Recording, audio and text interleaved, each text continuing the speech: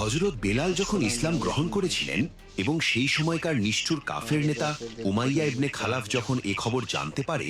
তখন সে বেলালের ওপর কিভাবে ইসলামী ইতিহাসের সবচেয়ে জঘন্যতম অত্যাচার করেছিল। মক্কার সেই দুঃসহ দিনগুলোতে যখন এক আল্লাহর নাম নেওয়া ছিল চরম অপরাধ, তখন পাপিষ্ঠ উমাইয়া ইবনে খালাফের কৃতদাস হযরত বেলাল রাদিয়াল্লাহু আনহু নিজের হৃদয়ে ইসলামের নূর জ্বালিয়েছিলেন, যা জানতে পেরে উমাইয়া রাগে হিতাহিত জ্ঞান হারিয়ে ফেলে। সে শুরু করে এক অমানবিক ও পৈশাচিক অধ্যায়, যেখানে বেলালের গলায় শক্ত দড়ি বেঁধে মক্কার দুষ্ট বালকদের হাতে ধরিয়ে দেওয়া হতো, যাতে তারা তাকে পাথুরে পাহাড়ি পথে টেনে হিচড়ে রক্তাক্ত করে তোলে এবং পাথরের আঘাতে তার শরীর থেকে মাংস ছিঁড়ে পড়ত। যন্ত্রণায় যখন শরীর ক্ষতবিক্ষত,